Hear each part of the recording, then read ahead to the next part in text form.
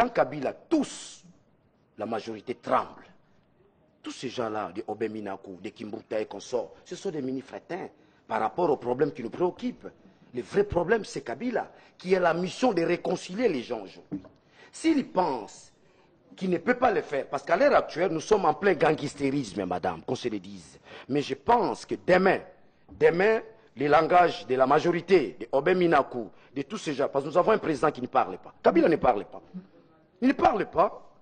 Il n'est pas comme Kadhafi, il n'est pas comme Saddam Hussein, il n'est pas comme Mobutu qui tenait les meetings. C'est ça sa faiblesse. C'est ça sa faiblesse. Vous pensez que c'est une Il ne parle pas, c'est Mende qui parle, c'est Aubin qui parle. Nous avons besoin que notre président parle. 15 ans au pouvoir, le Belabso Lingala.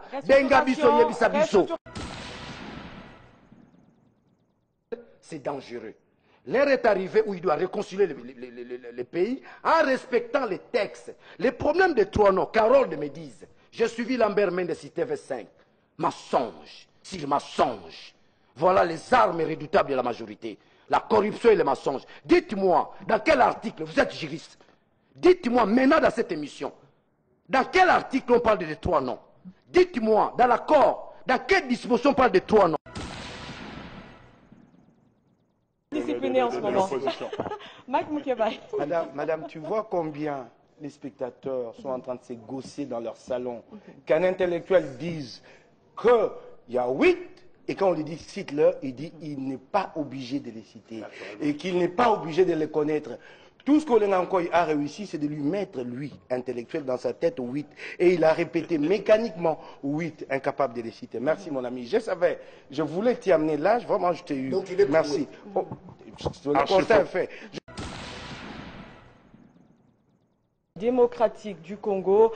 Eden Kodjo avait-il raison? Seul le dialogue de la Cité de l'Union africaine était légitime, selon lui. Nous parlerons également de la restructuration au sein du parti Lumumbiste unifié en perspective des prochaines échéances électorales. Antoine Gizenga a mis en place le 1+5. Luigi Gizenga sera secondé par 5 secrétaires généraux adjoints, parmi lesquels Adolphe Muzito, qui est chargé des questions électorales au sein de ce parti en tant que partenaire. Quel est le rôle que le PALU doit jouer dans cette crise politique que traverse la République démocratique du Congo? Entre-temps, la SENCO demande au chef de l'État de s'occuper du reste. Cet échec n'ouvre-t-il pas la voie à l'instabilité ici dans le pays? Et sur ce plateau, je ne suis pas seul. Comme d'habitude à l'accoutumée, j'ai Mike Mukebai à ma gauche, fondateur du journal CNews. Mike, bonjour. Bonjour. Daniel Safou, qui est éditeur du journal Le Point Saillant. Daniel Safou, bonjour. Bonjour. Et à ma droite, Freddy Mamba, qui est journaliste chargé des questions politiques ici à la RTVS1. Freddy, bonjour. Bonjour Anita. Harold Badibanga, il est porte-parole du Congrès national congolais, un parti que pilote Pius Mabilou, un parti de la majorité présidentielle. Harold Badibanga, bonjour. Bonjour madame. Voilà, nous allons directement dans les questions. Hein. C'est un échec cuisant au niveau de la SENCO. Les arrangements particuliers n'ont pas été signés. Les évêques chargent les deux partis de plus privilégier l'intérêt du ventre que celui de la population. Mais le ventrotisme, j'en avais parlé, mais il n'est pas l'apanage de la majorité présidentielle, il est l'apanage de l'opposition. Mais moi, j'ai une lecture un peu différente de celle des évêques. Quand on parle de l'échec cuisant, je n'en vois pas trop. Je vois plutôt la réussite de ces échanges, dans la mesure où nous y allions pour aboutir à l'organisation d'un processus électoral.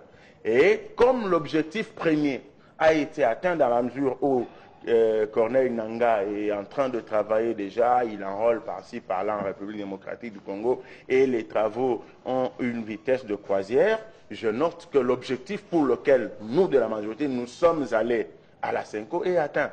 Alors, la seconde face de la chose, ce sont les intérêts partisans des oppositionnistes qui sont allés plutôt pour avoir un poste de Premier ministre et par ricochet le poste de vice-ministre par-ci, le poste de ministre par-là. Et là, ils ne se sont pas gérés. Raison pour laquelle, ici, nous devons comprendre que le monde est un éternel recommencement. Je note avec satisfaction que lorsqu'à l'époque, le président Joseph Kabila avait dit dans sa sagesse qu'il n'a pas 15 personnes en face là, on a dit, voilà, il n'a même pas 15 personnes pour gérer tout ça. Mais aujourd'hui, je constate que l'opposition n'a même pas trois personnes pour ne fût-ce que proposer au poste de Premier ministre. Donc, dans toute l'opposition, il n'y a qu'un individu. Alors, il faut que l'on comprenne qu'à ce niveau-là, il y a eu différence de langage entre l'opposition et la majorité, mais la quintessence, c'est aussi au sein du rassemblement. Il y a un rassemblement qui est incapable de donner son représentant, l'interlocuteur valable de la Senko et de la majorité présidentielle sur 13, 2, 100 morts. Sur les 11 qui restent, 8 sont dans un camp. La minorité s'impose pour dire non, non, c'est nous le véritable rassemblement. Donc, cette immaturité de l'opposition politique congolaise prouve réellement qu'ils ne sont pas allés à la Senko pour donner au peuple, à leurs militants, ce qu'ils appellent élection. On dit quid la tête à Paris. Voilà, mentez, il en restera quelque chose. Ils ont menti, la vérité est là. Il n'y aura pas un autre dialogue en dehors, un autre accord en dehors de l'accord de l'Union de la Cité africaine, Dixit Edem Kodjo. Est-ce qu'aujourd'hui, finalement, on ne lui donne pas raison? Non. Je t'en prie, Edem Kodjo a déjà été mis hors jeu. Je me demande de quoi il se mêle. Kabila l'a fait venir ici. Il a essayé à son coup de force. Son coup de force n'a pas marché. Il y a un événement important qui est attendu demain. C'est la résolution des Nations Unies qui prendra en compte l'accord. Donc ce ne sont pas les déclarations des Kodjo qui fixent quoi que ce soit. Je crois que c'est même irresponsable de sa part. Quand le monde entier, l'Union africaine, qui l'avait mandaté ici, est impliqué dans cet accord, pour des questions d'ego, d'amour propre, il continue à s'accrocher à un accord qui n'existe plus. Donc nous attendons demain d'être fixés. Je l'avais déjà annoncé qu'il va y avoir une résolution qui va en prendre en charge cet accord. Là, avec l'échec de négociation de la Senko, nous attendons qu'est-ce que cette résolution dira demain. À propos de responsabilité, il faut que les choses soient très claires. La majorité n'a pas fait montre de bonne foi. Depuis le début, la majorité n'a pas voulu négocier à visage découvert, toujours un agenda caché. C'est cette même majorité qui nous a pris du temps, qui nous avait amenés au camp Tchachi, parce qu'à l'époque, elle pensait qu'elle pouvait contourner le rassemblement. Elle n'est pas venue à la Senko par plaisir. Tout ce que l'opposition a obtenu jusqu'à ce jour l'a été en vertu d'un rapport de force. Kabila a été contraint de venir à la Senko. Kabila a été contraint. Et c'est cette mauvaise foi est manifeste aujourd'hui. Je veux te donner une information. Et c'est dommage, je citerai les gens. Pendant que les discussions se poursuivent à la Senko, Minaku consulte des opposants pour débaucher et former un gouvernement avec, comment s'appelle, KTB. Et parmi les opposants qu'il a consultés, il a consulté Toussaint Alonga. Et je lui dis, lui Toussaint, il a même donné un avis favorable à Minaku. C'est très grave ça. Ça c'est la mauvaise foi de cette majorité pendant que les discussions se déroulent. Et je sais qu'aujourd'hui, Toussaint passera dans tout le média pour démonter. Il a été reçu par Obama Minaku et il a donné un avis favorable. Voilà qu'est-ce qui est à la base du blocage, je vais t'expliquer. Le blocage est dû à ceci. Toute la stratégie de Kabila consiste à la question de savoir comment faire pour neutraliser Moïse Katumbi, le maintenir en exil. À partir de là, il faut chercher des hommes faibles à mettre à la tête des institutions, des opposants mais faibles, susceptibles d'être achetés, quitte à les retourner en jour, pour qu'ils travaillent à ce schéma de maintenir Katumbi à l'extérieur. Donc en fait, Kabila a réduit le Congo à la haine qu'il nourrit contre Katumbi. Tout, mais pas Katumbi ici. Et là, tout est bloqué, tout est paralysé. Vous pouvez tout lui dire, il fera une concession. Mais à qui la faute justement actuellement, les évêques ont chargé laisse-moi terminer, laisse-moi terminer mon analyse. Je te donne un exemple. Nous parlons des crispations. Il y en a qui sont sortis de la prison. Mon idée là, Christophe Ngoyi à l'époque, de tas d'autres sont sortis. On arrive à la Senko, Katumbi, ça jamais. Qu'est-ce que Katumbi a fait de pire que tous les autres qui sont sortis de prison? Il a un problème avec la justice congolaise, pardon, on va prendre Freddy Mamba. Pardon, tu n'es pas en contradiction avec moi. Tous ceux qui sont sortis avaient des problèmes avec la justice. Nous sommes dans une démarche politique. Ben alors, Katumbi, lui, on ne le pardonnera jamais. ses péchés sont rouges comme Kamoisi. Katébi qui a des problèmes avec la justice congolaise du moment qu'il se retourne pour travailler contre les intérêts de son frère, il est reçu ici. Et alors, avec Katumbi, il y a certaines victimes collatérales. Donc, on prend, comment il s'appelle, Jean-Claude Mouyambo, on prend, comment il s'appelle, Diomi, pour justifier le fait qu'il y en a certains qui sont maintenus. Voilà. En réalité, c'est Katumbi qui est ciblé. Freddy Mamba. Ce que je peux dire, c'est que, contrairement à ce que venait de dire mon frère Harold Badibanga, c'est que je constate que cet accord a tout simplement avorté. Et lorsqu'on parle d'un avortement, c'est-à-dire qu'il peut y avoir soit un fœtus, ou soit c'est l'enfant qui se perd comme ça, ou soit on met bas un prématuré. Lorsque vous avez cet accord, il dit que l'objectif a été atteint, mais l'accord tel qu'il est actuellement ne peut pas être appliqué. Il fallait des modalités pratiques de l'application de cet accord. C'est un peu comme la Constitution qui a des dispositions qui ne peuvent pas être appliquées en tant que telles, qui attendent qu'il y ait des lois organiques pour assurer justement l'application de ces dispositions constitutionnelles. Nous sommes face à cette situation. Et cela risque, n'est-ce pas, de donner du grain à moudre à ceux qui disent que la classe politique congolaise est tout simplement un panier à crabes. Ces négociations directes auront eu les bénéfices de placarder toutes les tendances politiques de la République démocratique du Congo, quitte à permettre à la population congolaise de savoir si elle a affaire à qui. Et que, les cas échéants, au moment opportun, elle saura pour qui voter.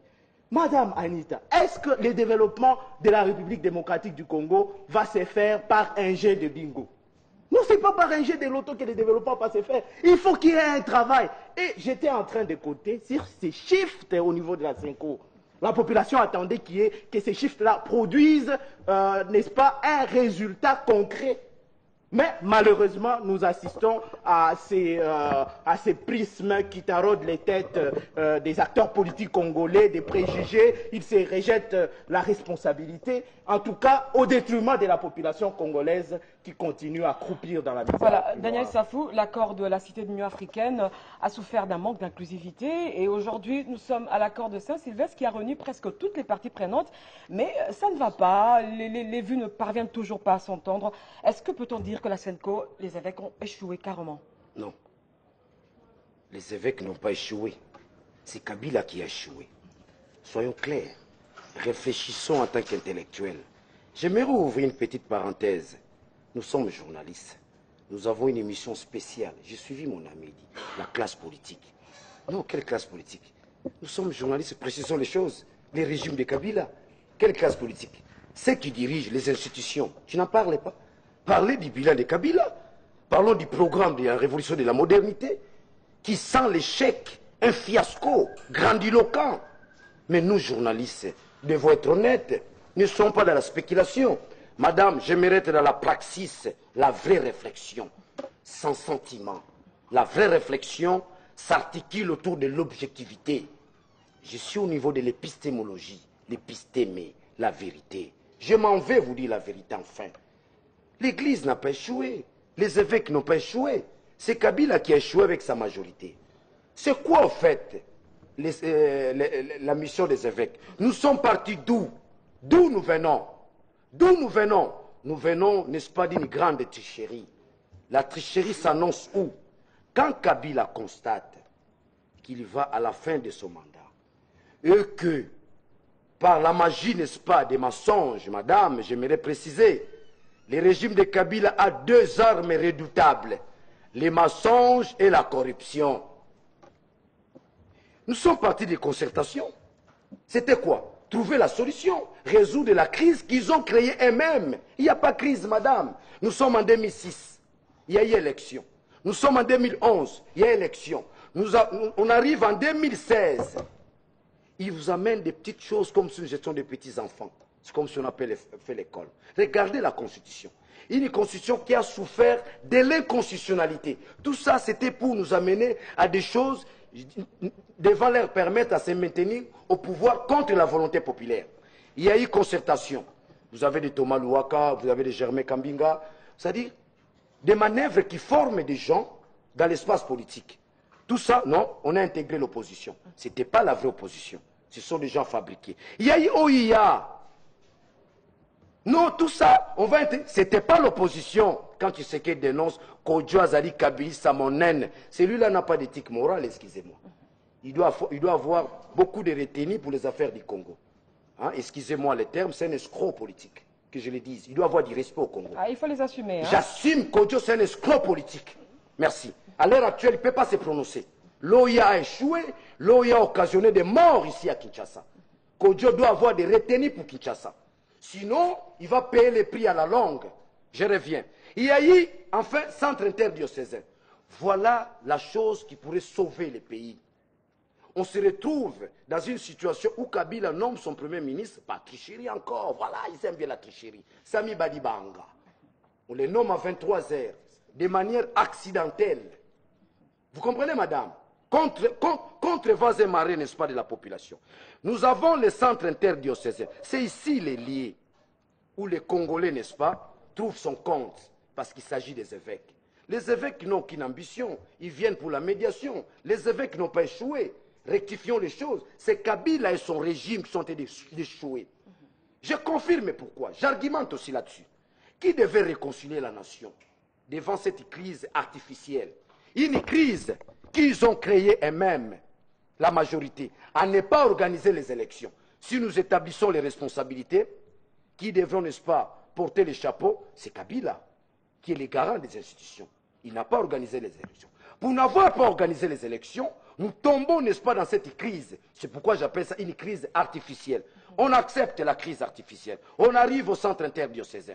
On signe l'accord. L'accord devient source de légitimité. Aucun juriste ne va me contredire. Parce que dans ce pays, nous avons les licenciés en droit, nous avons aussi les juristes. Vous comprenez?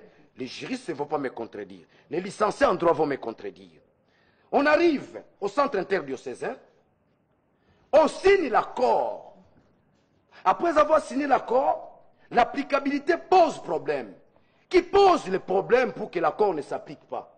C'est Kabila et son régime. Maman. Mais pourquoi est-ce que le rassemblement ne met pas l'eau dans son vin, donner carrément 3 noms au chef de l'État? Ça, c'est une bonne question. Pourquoi ne pas décrisper la crise politique et prendre tout un pays en otage? Ne fais pas de Kabila le Léopold II. Laissez-moi te pardon, je réponds à ta question rapidement. Il se pose un problème dans ces pays. Dans l'histoire politique de ces pays, nous avons connu un problème, ce qu'on appelle la crise de légitimité. Dans l'histoire politique de ces pays, nous avons connu ce qu'on appelle le non-respect des textes. N'est-ce pas, madame? Maintenant que nous avons résolu tout cela par un pacte républicain à la sortie de San City, nous donnons solution au problème, n'est-ce pas, de la crise de légitimité.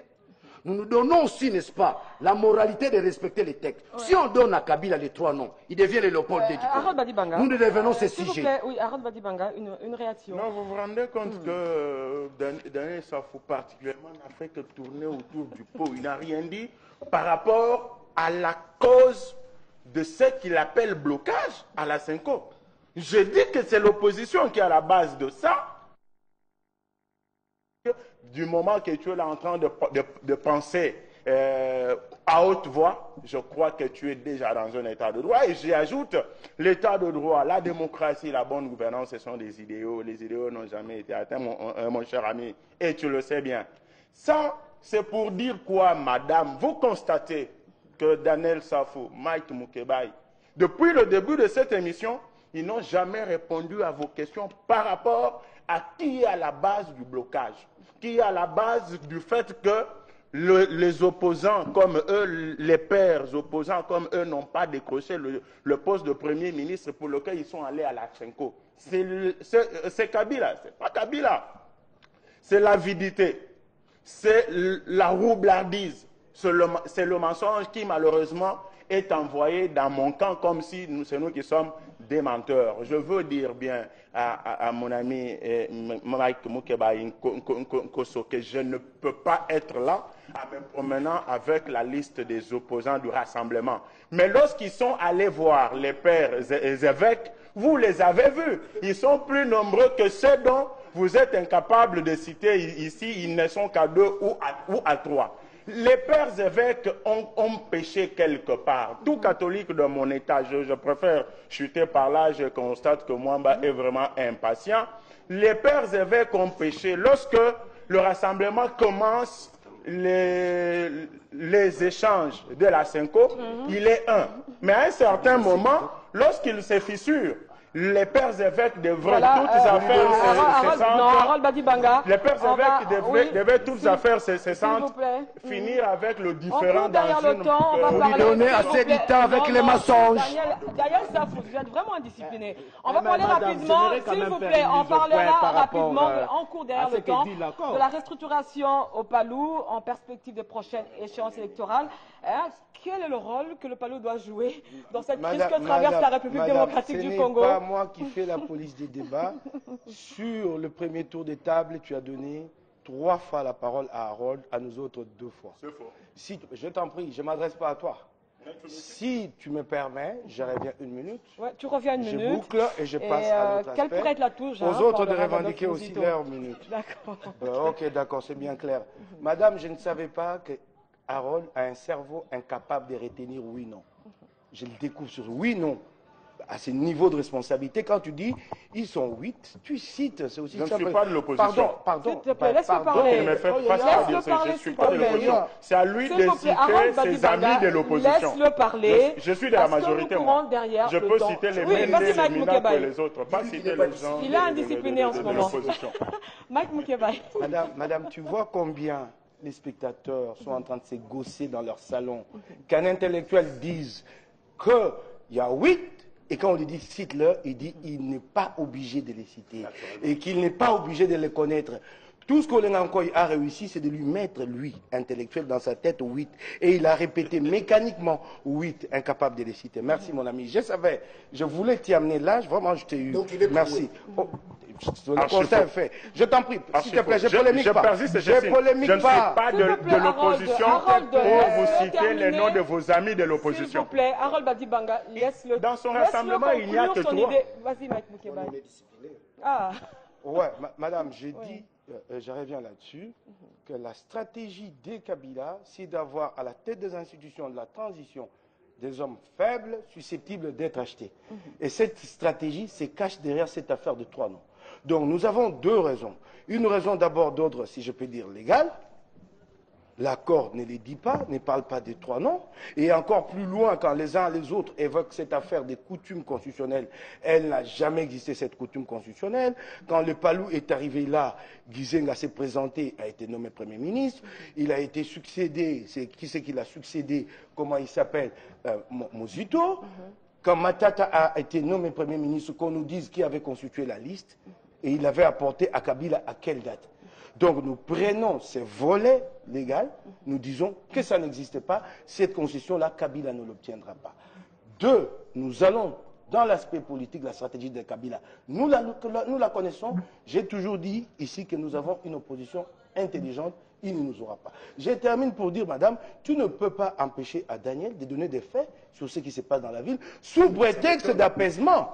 Ah non, madame. S'il vous plaît, même. Si, attention. On parle de la restructuration au sein du Palou, s'il vous plaît. On parle de la restructuration au sein du Palou. Quel est le rôle que le Palou doit jouer dans cette crise que traverse la RDC? Et surtout, quelle serait la touche particulière d'Adolphe Muzito par rapport à cette crise? D'abord, le Palou a procédé à une restructuration. Pour une première, les secrétariats permanents ne plus portés par un seul individu, c'est par plusieurs. Je crois que ça a été fait dans le sens de dynamiser la structure.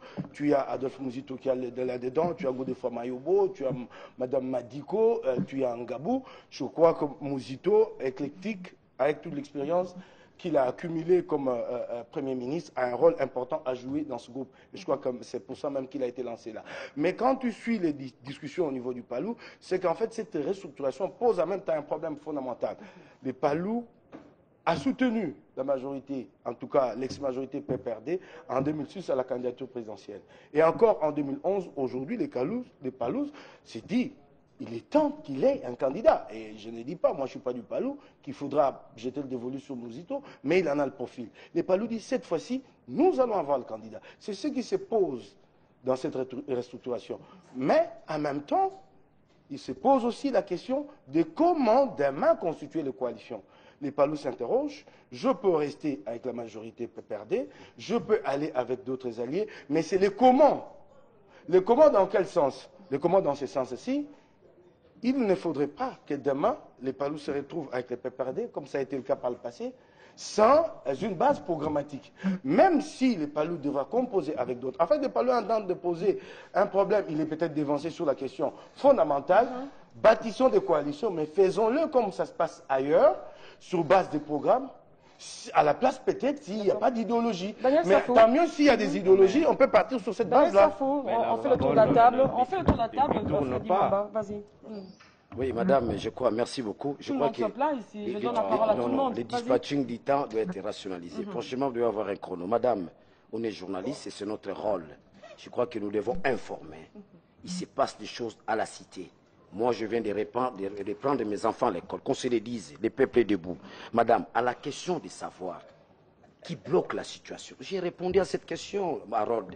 Ne sois pas spéculatif. Hein, sois pragmatique et rationnel. Voilà le rationalisme. La personne qui bloque, n'est-ce pas, l'accord, n'est-ce pas, c'est Kabila. Pourquoi je dis Kabila? Quand Kabila tousse, la majorité tremble. Tous ces gens-là, des Obeminaku, des Kimbouta et consorts, ce sont des mini-frétins par rapport aux problèmes qui nous préoccupent. Le vrai problème, c'est Kabila, qui a la mission de réconcilier les gens aujourd'hui. S'il pense qu'il ne peut pas le faire, parce qu'à l'heure actuelle, nous sommes en plein gangstérisme, madame, qu'on se le dise. Mais je pense que demain, les langages de la majorité, de Obeminaku, de tous ces gens, parce que nous avons un président qui ne parle pas. Kabila ne parle pas. Il ne parle pas. Il n'est pas comme Kadhafi. Il n'est pas comme Saddam Hussein, il n'est pas comme Mobutu qui tenait les meetings. C'est ça sa faiblesse. C'est ça sa faiblesse. Vous pensez que c'est une Il ne parle pas, c'est Mende qui parle, c'est Aubin qui parle. Nous avons besoin que notre président parle. 15 ans au pouvoir, l'Obela Biso Lingala. Benga Biso Yebisa Biso. Ngaï président dans l'Obi, nien. Ah voilà, tu... Je n'ai pas fini de parler, madame. Laissez-moi dire, je vous réponds, madame. Pourquoi chaque fois tu me coupes la parole, madame? Parce que j'ai voulu vous répondre, j'ai voulu donner l'information. Ce qui se passe, tu m'as coupé. C'est Mike qui est revenu vous dire ça, madame. Non, madame, je suis journaliste comme vous. Je ne suis pas Félix Tshisekedi, dit Jean-Marc Kaboun qui vous fait peur. S'il vous plaît. C'est Jean-Marc Kaboun qui fait peur. Voilà, je ne vous fais pas peur. C'est Jean-Marc Kaboun qui fait peur. On est tous journalistes. Merci beaucoup. Voilà, si on est journaliste, je reviens. Je reviens, madame, pour dire que Tshisekedi a laissé ce peuple debout. Si Kabila pense qu'on peut diriger le pays dans le gangstérisme contre la volonté populaire, n'est-ce pas, de ces grands peuples, c'est dangereux.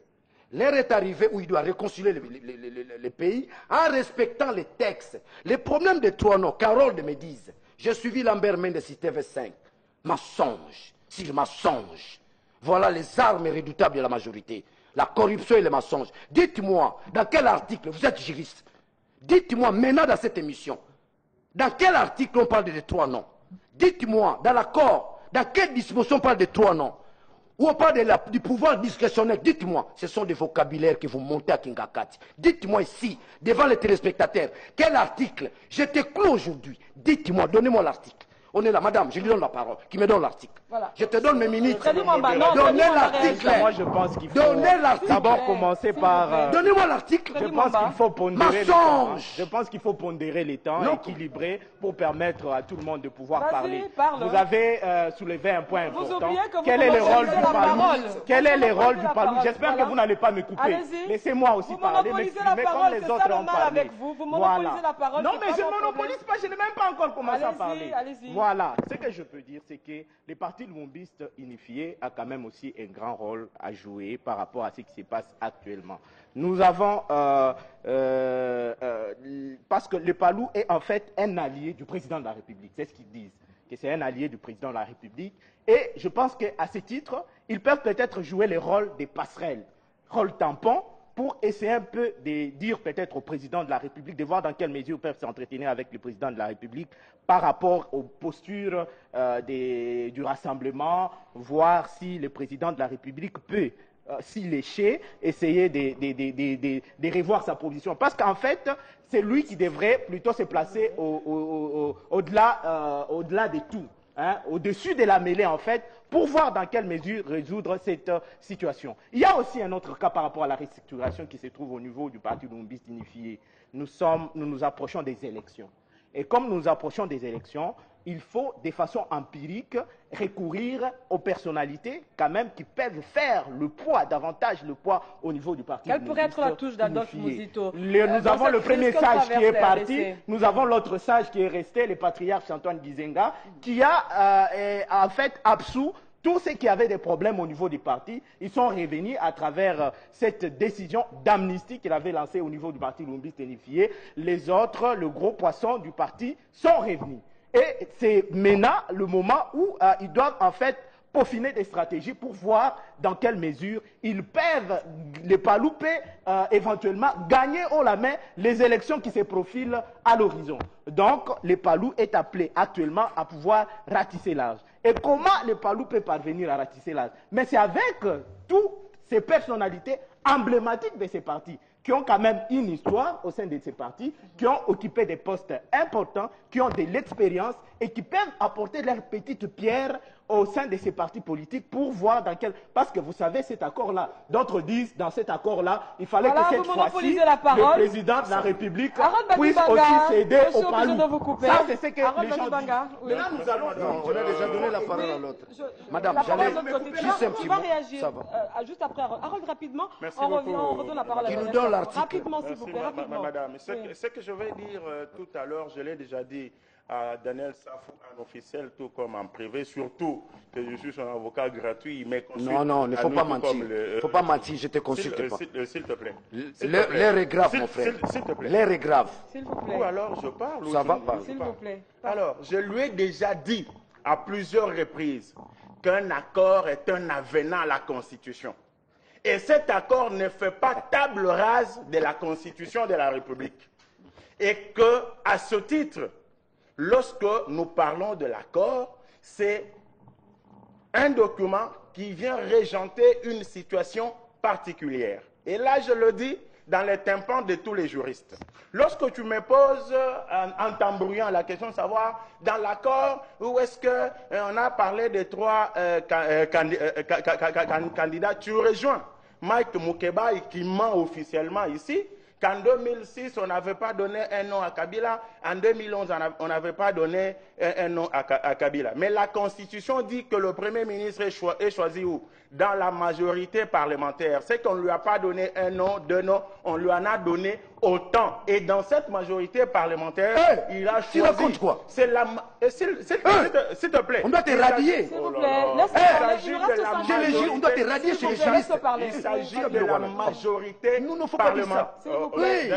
Daniel, je te rappelle que je sais jouer bien à ce jeu. Je te donne de la matière. Je te donne de la matière et c'est ça la vérité. Madame n'attendait pas une quelconque réponse de Mukebai ou de Daniel par rapport à qui a bloqué les accords de la Senghor. Parce que eux étaient juste assoiffés du pouvoir. Voilà, mais permettez-moi de placer un mot par rapport au Palou. Rapidement, on a tout le temps. Rapidement, je dis ceci. La restructuration d'un parti politique tient compte des objectifs que l'on veut atteindre. Je note tout simplement que depuis le départ de Willy Makiash au poste de secrétaire permanent de ce parti, le Palou avait un peu sombré. Et que maintenant, le fils de Gizenga qui est là doit être aidé par les gens qui savent, qui maîtrisent un peu les rouages de la politique pour aller de l'avant. Donc, il faut maintenant que ceux qui sont là, comme les Muzito, les Mayobo, ne se caractérisent pas dans des guéguerres de l'époque, mais qu'ils aident le patriarche Gizenga pour que le Palou arrive à luire. Madame, avant que je réponde, c'est grave, madame. Je n'ai pas fait les droits. Attendre un juriste ou un licencié en droit dire que l'accord c'est un avenant de la Constitution. S'il y a eu l'accord, n'est-ce pas? S'il y a eu l'accord, n'est-ce pas, des centres interdits, parce que la Constitution a été piétinée, bafouée. C'est grâce à la résistance, n'est-ce pas, du peuple que nous sommes allés, n'est-ce pas, à cet accord. Donc, les juristes qui nous suivent comprennent que mon ami est dans les prétextes. Dans dans les grégores des juristes. Il mérite d'être radié. J'aimerais quand même... S'il vous plaît. Ah, vous avez parlé, Non, madame. laissez-le parler, Laissez-moi s'il vous maintenant plaît. parler. Laissez-le s'exprimer. Là, je crois que j'étais cloué. Je viens maintenant à la dimension du palou. Madame, les palous, c'est ces parties-là. C'est ces parties-là. Ne t'en fais pas, mon frère. Le professeur Tamba, professeur Vas-y, réponds à la Mbata, question parce qu'on court derrière Njoli. le temps. S'il vous plaît. Le professeur laissez-le Njoli, parler. le professeur Njoli se Laissez-le moque parler, de toi. rapidement, Jamais rapidement. n'accord un avenant de la Constitution. Rapidement. C'est pas de quel principe Le rôle je du palou, Non, je rapidement le rôle du palou, la touche particulière d'Adolphe Muzito dans la crise que traverse Je vais RDC. répondre, Rapidement, madame. s'il vous plaît. Vous trompez, il n'y a aucun principe juridique qui dit c'est qui S'il dit vous que la plaît, force. Daniel Safou. Bon, je reviens.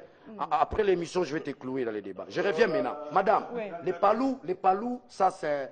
Je partirai d'Antoine Kizenga. Lorsqu'on établit la vérité, évidemment coloniale, c'est tel qu'il devait passer président.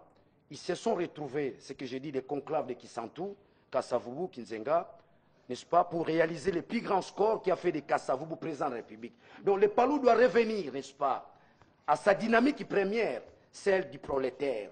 Le palou a toujours été à côté du prolétaire. C'est le parti des pauvres. Vous comprenez? Le palou maintenant, qui a vécu avec, comme on dit à Lingala, Bato Soupou, maintenant il cherche la voie de la lumière. Il veut regagner là où il a toujours été, à côté du pauvre, à côté du prolétaire. Je terminerai, madame, Karl Marx le dit, vous prolétaires du monde, initiez-vous. Moi je change. Vous les enfants des pauvres, regardez votre pays. L'heure est grave, initiez-vous. Soyez debout, tel que Tshisekedi vous a demandé. D'accord, on fait le tour de table. Mike Moukebaï, un dernier mot à chacun. Bon, ok, d'accord. J'ai entendu des définitions ici sur l'état de droit. Je ne suis pas très théoricien, moi je suis un homme très pragmatique. Il ne suffit pas de définir. Il faut aller sur le terrain, confronter les faits à la définition d'un état de droit. Je remarque qu'ici, les droits sont quotidiennement violés. Un homme, un député est arrêté. Il s'appelle Némoine Nassim. A arrêté et doit être jugé en flagrance. Le procès n'a toujours pas commencé. C'est ça l'état des droits. C'est ça l'état des droits. Diongo a été arrêté et jugé en flagrance. Arrêté lundi, le procès a commencé mardi. Mais lui, il est là. Il devait être jugé en flagrance. Je ne sais pas pourquoi. Les gens ont peur d'entendre certaines vérités. Ok? Pardon. État de droit, je constate qu'un homme qui s'appelle Jean-Suris Mirindi, agent de l'OGFREM, fait les donneurs d'alerte à l'OGFREM, dénonce la mégestion de son DG. Il est détenu pendant une semaine à l'ANER. Service des renseignements. État des droits. Je constate qu'au moment où je parle ici, il y a un Gabonais qui s'appelle Agano, détenu à l'ANER pour une affaire commerciale, à l'instigation des Bati Lukwebo. Je peux en citer comme ça, État des droits. État des droits. Ok, madame? C'est ça l'état des droits. Et j'aimerais bien entendre des réponses là-dessus. Madame, j'aurais bien aimé, toi qui fais la politique des débats, comme tu me donnes la parole par moment, une question qui devait être évoquée, qui ne l'a pas été, c'est Kamouina Sapou. Regarde les responsabilités de ce régime. Vous voyez, je termine rapidement, vous voyez, l'état de droit, j'oublie les cas des étudiants, 43 de l'Unikin, je reviendrai, mais je termine rapidement. Mais à la fin de l'émission, Harold Badibanga et Freddy Mamba. Non, on n'a plus le temps. Je suis désolé que très rapidement, quand on parle de l'état de droit, on voit des cas épisodiques tels. Mais on se refuse d'aller dans des prisons de la République pour constater qu'il y a des criminels qui sont arrêtés parce qu'ils ont enfreint à la loi. L'état de droit, selon Moukebaï, c'est 1 cas, 2 cas, 3 cas, il s'arrête là. C'est le respect de la Constitution, le respect des textes. S'il te plaît, c'est pas ça le fonctionnement. C'est ça l'état de droit. C'est pas ça le fonctionnement de la République. Ici, je note avec satisfaction que le cas dont Mike parle, Kamouina Sapou, il est incapable d'évoluer avec ça parce que il sait que je vais lui rappeler que si aujourd'hui les FARDC vont taper ces miliciens-là et les tuer, vous viendrez ici pour dire c'est que les téléspectateurs qui nous suivent, voilà la force de la majorité, madame. Les mensonges qui nous suivent à la maison doivent retenir l'état des droits, l'autolimitation de l'État par le droit. L'État crée ses propres droits qu'il est rappelé lui-même à pouvoir respecter. Le professeur Chitambo parle même de il ne faut pas tromper. L'état du droit. Nous ne sommes pas dans un état de droit. Mais non, mais j'aimerais que les téléspectateurs, en fait, puissent, au travers Ça n'existe pas l'état de droit. ces concepts, Nous que sommes nous en plein expliquons ici, gangsterisme.